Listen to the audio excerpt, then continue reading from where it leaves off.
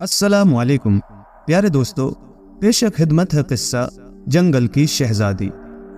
एक बादशाह था, उसकी 2 बीवियां थीं, लेकिन किसी से औलाद नहीं हुई थी। सब जतन कर लिए गए थे। तबीब, हकीम, पीर, फकीर, खैरात, ज़कात, शायद ही कोई बात रही हो जो ना की गई हो। जिसने जो कुछ कहा उस पर अमल हुआ, लेकिन कोई तदबीर कारगर ना हुई। आखिर बादशाह मायूस हो गया और समझने लगा कि उसके मुकद्दर में औलाद ही नहीं है। एक दिन बादशाह के कानों तक ये बात पहुंची कि शहर में एक फकीर आया है, सैकड़ों लोग बामुराद हो रहे हैं। बादशाह ने सोचा कि ये जतन भी कर लिया जाए। वो महल में गया और दोनों बेगमों से ये बात कही। दोनों फकीर के पास जाने की तैयारियां करने लगी। बादशाह बेगमों के हमरा फकीर के झोंपड़े में जा पहुंचे।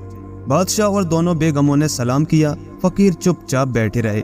कुछ देर के बाद बादशाह ने खुद ही कहा, शाह साहब, मेरे औलाद नहीं है, दुआ फरमाइए कि खुदा मेरी मुराद पूरी कर दे। फकीर कुछ देर तो चुप रहे, फिर उन्होंने कहा, खुदा के काम में किसी का इख्तियार नहीं। बादशाह ने कहा, खुदा अपने नेक बंदों की सुनता है और आप खुदा के नेक बंदे हैं। अगर आप खुदा से दुआ करें तो हम बामुराद हो जाएंगे। फकीर बोला, औलाद चाहते हो तो उसके लिए जान देनी पड़ेगी।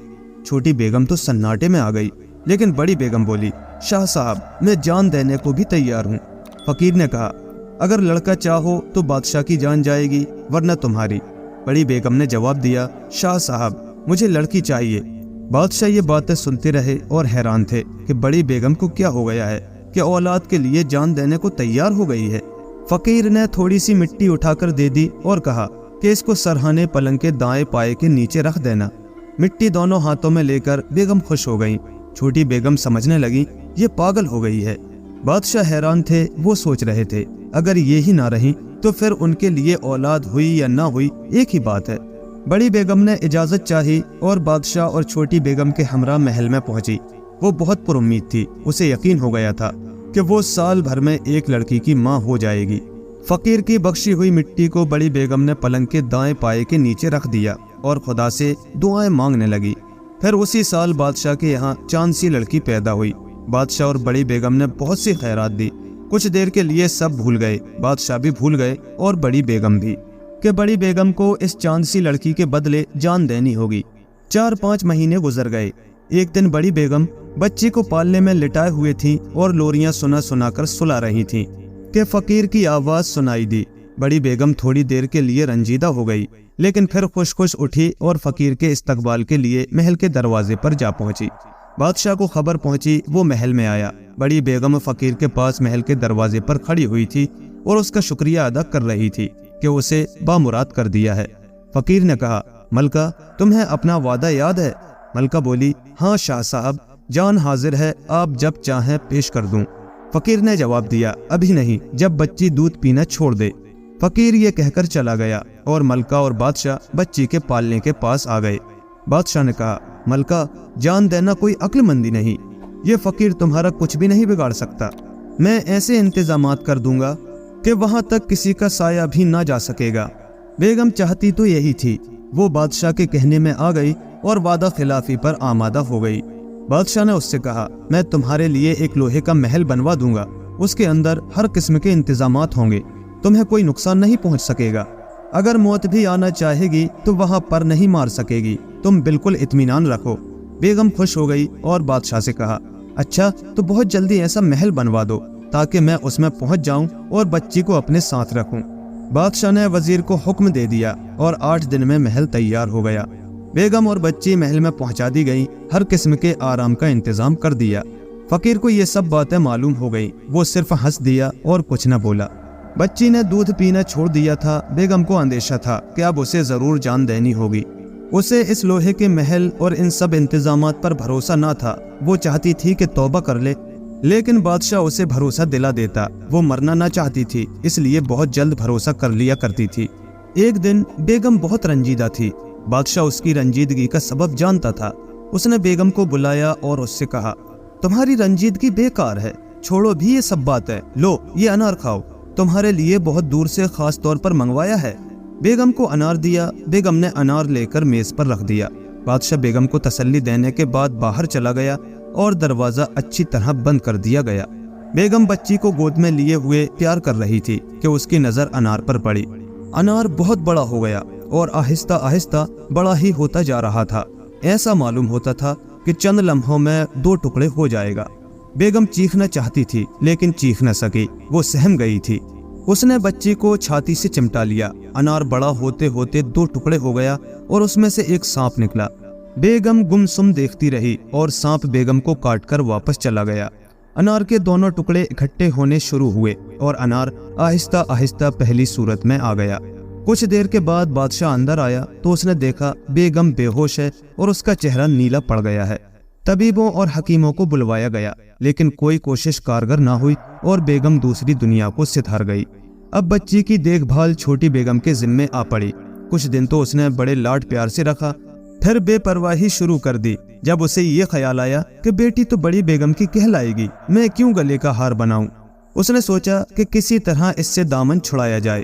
ایک رات اس نے بچی کو 2 آدمیوں کے سپرد کر دیا اور ان سے کہا کہ اسے دور کسی جنگل میں لے جا کر مار ڈالو، بادشاہ کو کانوں کان خبر نہ ہو۔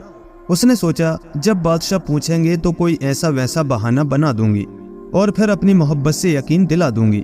جنگل میں پہنچ کر دونوں آدمیوں نے مشورے شروع کیے۔ انہوں نے بہت سوچنے سمجھنے کے بعد فیصلہ کیا کہ کہیں چھوڑ کر چلے جائیں، اس کی زندگی ہوگی تو بچ جائے گی ورنہ کوئی جنگلی جانور کھا جائے گا۔ انہوں نے بچی کو ایک درخت کے نیچے ٹوکری میں لٹکا دیا اور واپس چلے گئے۔ جب بچی کو بھوک لگی تو اس نے ہاتھ پاؤں مارے اور رونے لگی۔ کہیں قریب ہی ایک ہرنی اپنے بچوں کو دودھ پلا رہی تھی۔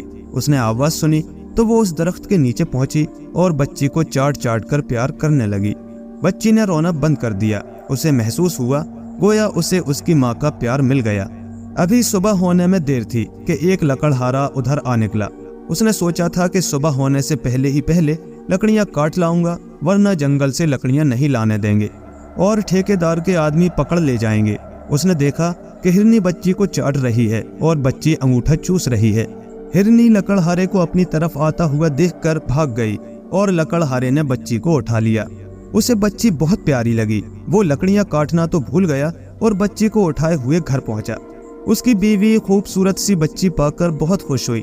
صبح ہوتے ہوتے پاس پڑوس میں بات پھیل گئی اور عورتیں مبارکباد دینے کے لیے آنے لگیں۔ لکڑہارے کی بیوی پھولے نہ سماتی تھی۔ وہ سمجھتی تھی جیسے یہ اس کی اپنی بیٹی ہے۔ جو بھی عورت بچی کو دیکھتی یہی کہتی کہ بہت خوش نصیب بچی ہے۔ دن گزرتے گئے اور بچی بڑھتی گئی۔ سب لوگ اسے نادرا کے نام سے پکارتے تھے۔ جس دن سے بچی اس گھر میں آئی تھی ہر کام میں برکت ہونے لگی تھی اور کسی بات کی تنگی نہ رہی تھی۔ لکڑہارے کی بیوی تو اپنے بچوں کو زیادہ پیار کرتی تھی اور ان کا زیادہ خیال رکھتی تھی، لیکن لکڑہارا بچوں سے کہیں زیادہ بچی کا خیال رکھتا تھا اور جب باہر سے آتا تھا تو اسی کے بارے میں پوچھتا تھا۔ اس بات سے لکڑہارے کی بیوی بچی سے جلنے لگی تھی، لیکن اس کا لکڑہارے کے آگے کچھ بس نہ چلتا تھا۔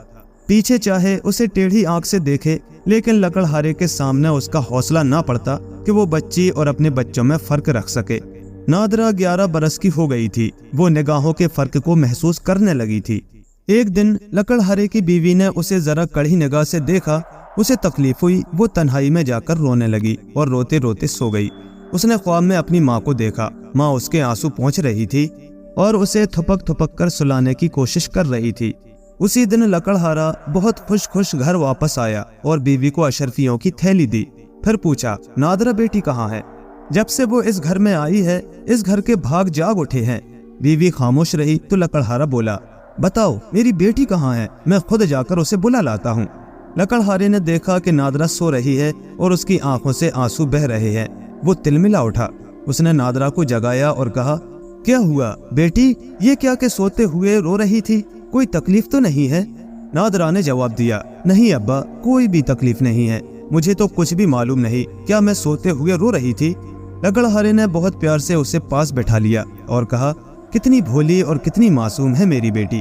پھر سب نے مل کر کھانا کھایا اور خوش ہو گئے۔ سارا گھر ایک باغ بن گیا اور نادرا باغ کی شہزادی معلوم ہونے لگی۔ اسی طرح 7 برس اور بیت گئے اور وہ 18 برس کی خوبصورت لڑکی ہو گئی۔ ایک دن جب وہ جنگل میں گائے چرا رہی تھی تو اس طرف ایک شہزادہ شکار کھیلتے کھیلتے آ نکلا۔ وہ ایک ہرن کے پیچھے گھوڑا دوڑاتے دوڑاتے اپنے ساتھیوں سے بچھڑ گیا تھا۔ ہرن اس کی زد سے باہر چلا گیا تھا اور اس دوڑ دھوپ سے اسے پیاس لگنے لگی تھی۔ शहजादे ने नादरा को देखा। नादरा ने शहजादे को अपनी तरफ देखते हुए कहा, क्या प्यास लगी है? अगर दूध पियो तो गाय करीब है, अभी ताज़ा दूध निकाल देती हूँ। पानी तो जरा दूर से लाना पड़ेगा। यहाँ से मेरा घर 1 मील है। अगर पानी ही पीना है तो चलो मेरे साथ घर चलो। ये कहकर नादरा घर की तरफ चलने लगी और शहजादा उसके पीछे पीछे हो लिया। अम्मा, ये मुसाफिर रास्ता भूल गया था और बहुत प्यासा था। मैं इसे साथ ले आई हूँ कि इसे पानी पिला दिया जाए। घर पहुंचकर नादरा ने अपनी माँ से कहा। लकड़हारे की बीवी ने मुसाफिर को देखा तो उसकी आंखें खुली की खुली रह गई। वो शहजादा मालूम होता था। बहुत कीमती घोड़े पर सवार था और हीरों और जवाहरों से जड़े हुए कपड़े पहने हुए था। पगड़ी में कलगी लगी हुई थी। नादरा ने छाछ का कटोरा भरकर दिया और कहा, कुछ खाइएगा भी आप? शहजादे ने कहा, नहीं, सिर्फ प्याज थी। छाछ का कटोरा पी चुका तो शहजादा वहां से रवाना हो गया। शाम को लकड़हारा आया तो बीवी को बहुत खुश पाया। उसने दरियाफ्त किया कि आज क्या मिल गया है जो जमीन पर पांव नहीं पड़ रहे हैं। पहले तो उसने टाल मटोल से काम लिया, फिर सबकी सब दास्तान दोहरा दी और कहा, काश उस लड़के से मेरी नादरा की शादी हो जाए, बड़ा खूबसूरत और फर्माबरदार है। लकड़हारे ने कहा, अल्लाह ने चाहा तो हमें नादरा के लिए अच्छा लड़का ही मिलेगा। शहजादा जब महल पहुंचा तो उस वक्त उसे यही फिक्र थी कि किस तरह बादशाह उसकी शादी नादरा से कर दे। बादशाह उसे बहुत ज्यादा प्यार करता था, लेकिन शहजादे को ये यकीन न था कि बादशाह एक लकड़हारे की लड़की से शादी करने के लिए मंजूरी दे देगा। शहजादे को यही धुन लगी हुई थी कि किस तरह बादशाह को रजामंद किया जाए। उसने अपने दोस्तों से मशवरा किया, लेकिन कोई सूरत ना निकली। शहजादा बहुत परेशान था कि अब क्या करे। उसके दोस्तों में उसे सबसे ज्यादा अजीज वजीर आजम का लड़का था। वजीर आजम के लड़के को भी शहजादा बहुत ही अजीज था। उससे शहजादे की परेशानी ना देखी जाती थी। महल में भी खलबली मची हुई थी। शहजादा खाना बहुत कम खाने लगा था और हर वक्त फिक्र में डूबा रहता था। बादशाह को भी इस बात की फिक्र हुई। उसने कई तरह से पूछना चाहा, लेकिन शहजादे की जबान पर कोई बात ना आई। वो टालता ही रहा। बादशाह ने उसके दोस्तों से भी पता लगाया, लेकिन उनसे भी कुछ मालूम ना हुआ। वजीर आजम से मशवरे हुए, लेकिन कोई नतीजा ना निकला। शाही तबीब को दिखाया, वो भी कुछ ना बता सका। एक दिन वजीर आजम के लड़के ने अपने अब्बा जान से सब कुछ कह दिया और कहा कि शहजादे का इसके सिवा कोई और इलाज नहीं है।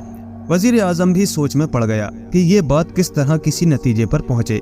उसे भी कोई रास्ता दिखाई ना देता था। उसने अपने लड़के से कहा, मुझे उस लकड़हारे के गांव में ले चलो, मैं उसको देखूंगा। मुझे ख्याल होता है कि वो लकड़हारे की लड़की नहीं है, वरना शहजादा इतना ज्यादा असर ना लेता। यकीनन कोई न कोई बात जरूर है। आखिर उन्होंने तय किया कि वो भेष बदलकर वहां जाएं और सब बातें मालूम करें कि वो लड़की लकड़हारे की ही बेटी है या किसी और की। वजीर आजम को यकीन था कि वो लड़की को देखकर इस नतीजे पर जरूर पहुंच जाएगा कि वो लड़की लकड़हारे की है या नहीं। अगर उसकी लड़की हुई तो उसमें लकड़हारे का या उसकी बीवी की कुछ न कुछ बातें जरूर पाई जाएंगी। दूसरे दिन बाप बेटा दोनों देहातियों के भेष में लकड़हारे के गांव में पहुंचे तो उस वक्त शाम रात में तब्दील होने लगी थी। वजीर ने एक देहाती से दरियाफ्त किया कि इस गांव में चौपाल तो जरूर होगी। उस देहाती ने बताया कि यहाँ चौपाल नहीं है, बहुत छोटा सा गांव है और आबादी से बिल्कुल एक तरफ। यहाँ एक लकड़हारा रहता है। पहले वो जंगल से लकड़ियाँ काट कर लाया करता था और अपना और अपने बच्चों का पेट भरता था, लेकिन अब अच्छा कारोबार करता है। छोटे छोटे जंगलों का ठेका ले लेता है। जो मुसाफिर आता है उसी के यहाँ ठहरता है। उसी का घर चौपाल का काम भी देता है। बाप ने देहाती से और भी मालूम करना चाहा कि कितने अरसे में वो जंगल से लकड़ियां काट कर लाने वाले लकड़हारे से कारोबारी हो गया है। देहाती ने बताया 12-13 साल पहले उसके यहाँ एक वक्त रोटी होती थी और एक वक्त नहीं। उसे एक सुबह जंगल से एक छोटी सी बच्ची मिली। उस दिन से वो दिन रात फलता फूलता जा रहा है, जैसे उसके घर में सोना बरसने लगा हो। देहाती से इतनी बात सुनकर वजीर आजम और उसका लड़का लकड़हारे के मकान की तरफ चल पड़े। उसका ये ख्याल तो दुरुस्त निकला कि वो लड़की लकड़हारे की नहीं है। अब ये बात बाकी रह गई थी कि लड़की को देखकर अंदाजा करे कि वो लड़की किसकी हो सकती है। दोनों लकड़हारे के मकान पर पहुंचे और वजीर आजम ने दरवाजे पर दस्तक दी। लड़की बाहर आई और पूछा, कौन है? वजीर आजम ने बताया कि हम देहाती हैं, इस गांव में रात पड़ गई थी, चाहते हैं कि रात यहाँ रह जाएं, फिर सुबह यहाँ से अपनी मंजिल की तरफ चले जाएंगे। ये कहकर वजीर आजम ने लड़की को सर से पांव तक देखा और उसे यकीन हो गया कि ये लड़की किसी मामूली खानदान की लड़की नहीं है, हो न हो कोई शहजादी होगी। वजीर आजम इसी ख्याल में डूबा रहा और लड़की ने वापस जाकर लकड़हारे को बताया कि 2 मुसाफिर आए हैं, रात भर रहेंगे और सुबह अपनी मंजिल की तरफ चले जाएंगे। लकड़हारा दरवाजे पर पहुंचा और उन दोनों देहातियों को उस कमरे में ले गया जहां मुसाफिर रात भर रहकर सुबह चले जाते थे। उन्हें वहां बिठाकर खुद अंदर पहुंचा और 2 आदमियों का भरपूर खाना लेकर वापस आया। खाने के बाद बहुत सी बातें होती रहीं जिनसे वजीर आजम को और भी कई बातें मालूम हुई, लेकिन वो ये ना समझ सका कि ये लड़की जंगल में कैसे आई, उसे कौन छोड़ गया और क्यों। सुबह होते ही वो दोनों जाने लगे, लेकिन लकड़हारे ने उन्हें रोका और नाश्ते के बाद रुखसत होने दिया। वजीर आजम सोच में डूबा रहा, लेकिन वो इन बातों से ज्यादा मालूम ना कर सका। जब तक सब बातें पूरी तरह मालूम ना हो जाएं, उस वक्त तक वो बादशाह से इस सिलसिले में कोई बात करना ना चाहता था, क्योंकि बादशाह हरगिज ना मानेगा, वरना वो रियाया में और दूसरे बादशाहों में नीचा हो जाएगा। इसी सोच में सब थे, शहजादा भी, वजीर आजम भी, मलका भी और शहजादे के सब दोस्त भी, कि एक दिन ये खबर मशहूर हो गई कि रियासत में एक बहुत पहुंचा हुआ फकीर आया है। बादशाह ने भी ये खबर सुनी और मलका ने भी। मलका ने बादशाह से कहा और बादशाह ने वजीर आजम से मशवरा लिया। आखिर ये बात तय हुई कि वजीर आजम फकीर के पास जाए और शहजादे का कोई इलाज पूछे ताकि दरबार और महल की परेशानी खत्म हो। वजीर आजम उसी दिन फकीर के पास पहुंचा और चुपचाप बैठा रहा। जब बहुत देर हो गई और थोड़े से लोग रह गए तो फकीर से वजीर आजम ने कहा, शाह साहब, मुझे भी कुछ अर्ज करना है। फकीर बोला, कहो, क्या कहना चाहते हो। वजीर आजम ने निहायत अकीदे से कहा, ये लोग भी चले जाएं तो कुछ कहूँ। फकीर ने जवाब दिया, अच्छा तो उस वक्त तक बैठे रहो जब तक सब लोग ना चले जाएं। जब सब लोग चले गए, सिर्फ 1-2 आदमी रह गए तो वजीर आजम ने कहा, शाह साहब, शहजादे का कोई इलाज कीजिए, उसकी वजह से महल में भी परेशानी है और दरबार में भी। फकीर चुप रहा, जैसे वो शहजादे की परेशानी का सबब रूहानी ताकत से मालूम कर रहा हो।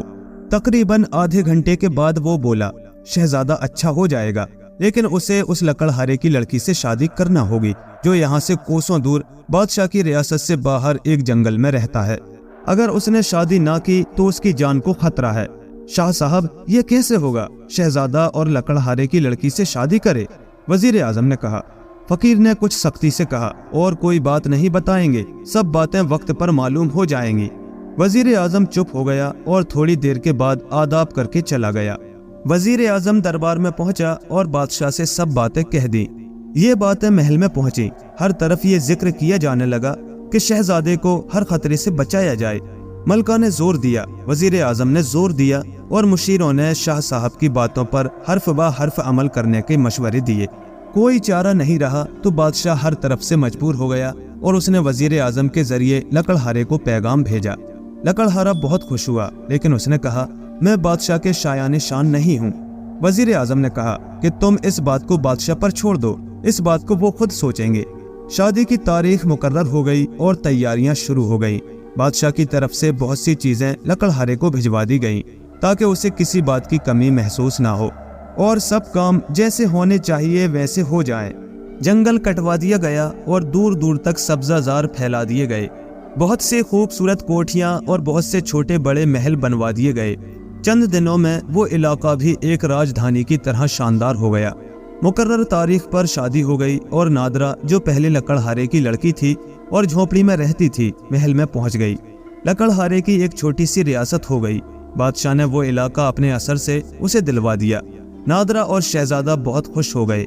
साल भर के बाद शहजादे का लड़का हुआ। खूब खुशियां मनाई गई, हर जगह जश्न हुए, बादशाह की रियासत में भी और लकड़हारे की रियासत में भी। जब जश्न मनाए जा रहे थे, उस वक्त फकीर महल के दरवाजे पर गया। महल के अंदर इत्तिला भेजी कि फकीर दरवाजे पर खड़ा है। मलका ने बहुत कुछ लौंडी के हाथ खैरात के तौर पर भिजवाया। फकीर ने लौंडी को वापस भेज दिया और कहा कि मलका और बादशाह से जाकर कहो कि मैं इस खैरात का भूखा नहीं हूँ। लौंडी ने जाकर मलका से ये बात कह दी। मलका बादशाह के पास पहुंची और बादशाह से कहा कि एक ऐसा फकीर महल के दरवाजे पर आया है, मेरा ख्याल है कि ये वही होगा जिसने शहजादे की शादी लकड़हारे की लड़की से करने के लिए कहा था। बादशाह को भी ख्याल गुजरा। दरबार से वजीर आजम को बुलवाया गया और सबके सब महल के दरवाजे पर पहुंचे। वजीर आजम ने फकीर को पहचान लिया और अकीदत से इस्तकबाल किया। फकीर को बादशाह और मलका अपने साथ अंदर ले गए और एक बड़े कमरे में ऊंचे से तख्त पर बिठा दिया। फकीर ने कहा, बच्चे को मेरे पास लाओ। मलका खुद गई और बच्चे को लाकर फकीर की गोद में डाल दिया। फकीर ने दुआ की और बादशाह से मुखातिब होकर बोला, ये लड़की लकड़हारे की बेटी नहीं है, ये एक बादशाह की शहजादी है। उसकी 2 बीवियां थीं, कोई औलाद ना थी।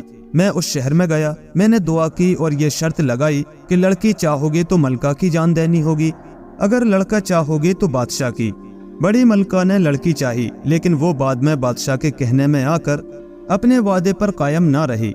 बादशाह उसके लिए एक अनार लाया। किसी को पता नहीं, सिर्फ मलका जानती थी या खुदा के करम से मैं। उस अनार से एक सांप निकला, उसने मलका को डस लिया और मलका मर गई। ये लड़की छोटी मलका की परवरिश में आ गई, लेकिन उसने इसे मुसीबत समझा और कुछ आदमियों को जंगल में मारकर फेंक आने के लिए तैयार किया। वो आदमी खुदा के खौफ से डरे और इस लड़की को जंगल में जिंदा छोड़ गए। वहां से ये लकड़हारा इस लड़की को उठा लाया। ये हुक्म खुदा का था। ए बादशाह, तुम्हें ये बच्चा मुबारक हो और ये होनहार शहजादी भी मुबारक हो जो तुम्हारी बहू बनी है। फकीर ने बच्चे की पेशानी को बोसा दिया और महल से चल पड़ा। जश्न की रौनक 2 बाला हो गई। बादशाह भी और रियाया भी दिल से खुशियां मनाने लगे।